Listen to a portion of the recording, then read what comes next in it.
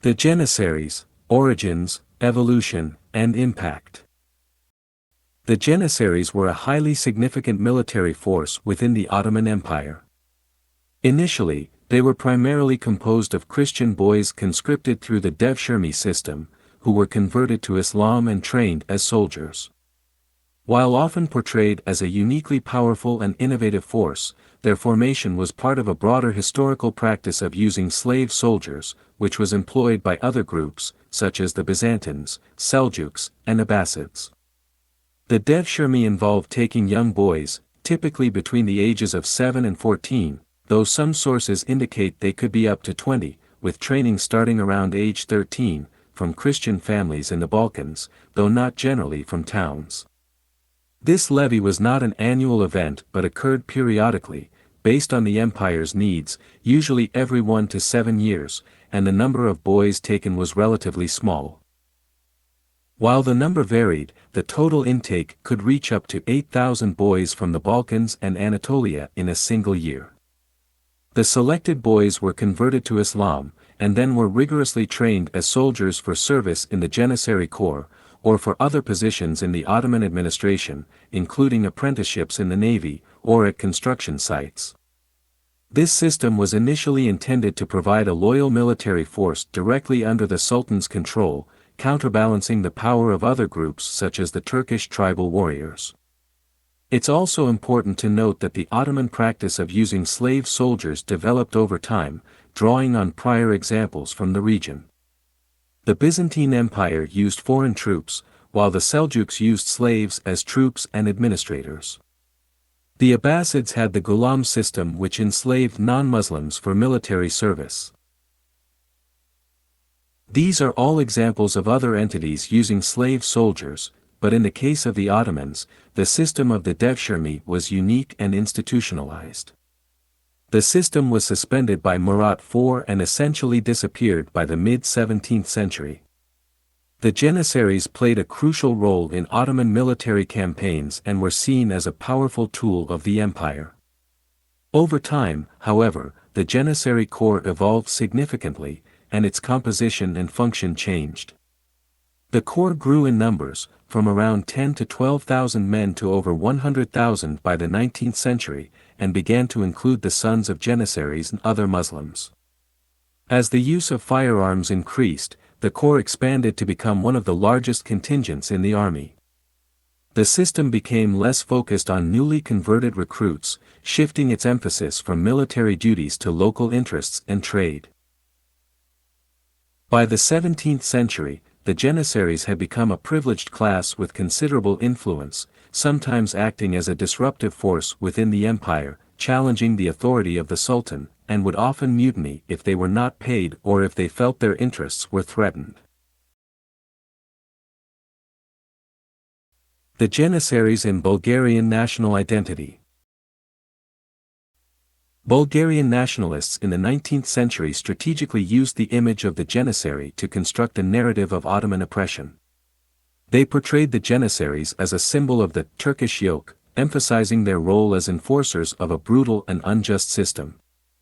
This portrayal was used to fuel anti-Ottoman sentiment, promote a sense of Bulgarian national identity, and mobilized the population against Ottoman rule. Key to this strategy was the creation and use of forged historical documents such as the Chronicle of Priest Metodi Dragunov, which purported to describe brutal Ottoman military campaigns and forced conversions of Christians in the Rhodope Mountains in the 17th century. This document was presented as an eyewitness account, but it has been proven to be a 19th century fabrication by a Bulgarian revival activist, Stefan Zakhariev, in 1860. Nationalists also used other dubious sources, such as the Dryanovsky transcript of Istoria Slaviano-Bulgarska by Pazy Hilandarsky, some editions of which had a fragment about forced Islamization added to them, and the Historical Notebook, which was a 20th century fabrication written for political reasons due to its historical inaccuracies. Bulgarian historians also selectively used fragments from unrelated documents to create the impression of systematic forced conversions. These forgeries and selective uses of sources aimed to create a narrative of a 5-century-long period of Ottoman oppression, and contributed to the myth of a systematic policy of forced conversions. It's crucial to note that modern scholarship has challenged the authenticity of these forgeries and has emphasized that many conversions to Islam were voluntary and driven by socio-economic factors, not simply Ottoman coercion. The Ottoman Empire, for the most part, did not have a systematic policy of forced conversions, as they benefited from the taxes paid by non-Muslims. However, the narrative of forced conversions and Ottoman oppression, bolstered by these forgeries, had a significant impact on Bulgarian national identity and later on policies towards the Muslim minority in Bulgaria. After the end of Ottoman rule, particularly during and after the Balkan Wars, Bulgarian authorities engaged in forced conversions of Muslims, especially the Polaks, a Slavic-speaking Muslim group, to Christianity. These conversions involved violence, forced baptisms, and the imposition of Slavic names and clothing. These acts of coercion were often carried out by armed soldiers, priests, and paramilitary groups. The goal was to create a homogeneous Bulgarian nation by eliminating religious diversity and assimilating Muslim populations. During the communist era, the forged historical narratives of Ottoman oppression were used to justify the forced assimilation of Muslims in Bulgaria. The communist regime presented Muslims as descendants of forcibly converted Slavs who needed to have their true Bulgarian identity restored. This led to assimilation campaigns, including forced name changes, prohibitions on mosque attendance, and the suppression of the Turkish language and cultural practices.